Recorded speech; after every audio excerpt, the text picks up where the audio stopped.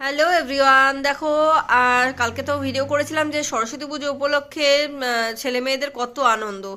দেখো, এইমাত্র অনেকজন আইব্রো করে গেল, আর আজকে আমি আমার ছেলেকেও নিয়ে এসেছি, কারণ হচ্ছে ছেলেও তো কালকে ঘুরতে বেরোবে বন্ধুদের সাথে। তো ওরও ফেসে একটুখানি ক্লিন আপ করে দিচ্ছি। তো কারণ হচ্ছে ও একদমই মুখে কোনো কিছু করে না। তো আমি চাই যে ও একটুখানি ক্লিন করুক মুখটাকে, যাতে ও সরস্বতী পুজোর দিনটাকে স্পেশালভাবে এনজয় করতে পারে। আর ক্লিন আপ তো আবার করতে হবে, কারণ হচ্ছে কালকে রাস্তা দিয়ে যাবে, ধুলো বালি প্রচুর লাগবে, তো আবার আরেকবার ক্লিন আপ করতে হবে ফেসটাকে। তো আজকে ও এসছে। তো এতক্ষণ কাস্টমার ছিল বলে ও বসেছিল বাইরে। তো এখন কাস্টমার নেই বলে ওকে আজকে করে দিচ্ছি ক্লিন আপ। ওর ফেসটা ভীষণভাবে নোংরা হয়েছে। তো আজকে ক্লিন করে ওকে মুখটা পুরো পরিষ্কার করে দেবো। আর সেটাই তোমাদের সাথে শেয়ার করব। জাস্ট এটা ক্লিনজিং মিল্ক দিয়ে ওর মুখটা ডলা হচ্ছে।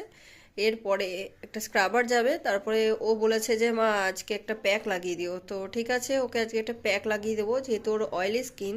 তো সেই অনুযায়ী ওর স্কিন টাইপ একটা প্যাক আমি দেবো আজকে ওকে, কারণ ওর স্কিনের ভিটামিনটা দেয়া দরকার। কিছু করে না যেহেতু, আর প্রচুর ট্যান আছে, প্রচুর ট্যান আছে, কিছুই করে না, আর প্রচুর ঘাম হয় ওর স্কিনে। ঘাম প্লাস ট্যান দুটো মিলিয়ে ওর স্কিনে একবারে বলার মতন না। তো সেটাকে আজকে পুরোপুরি ক্লিন করেই ছাড়বো, এরকম একটা টেন্ডেন্সি নিয়ে অঙ্কিতা ভালো মতন ডলছে। তাই জন্য অঙ্কিতা হাসছে যে এত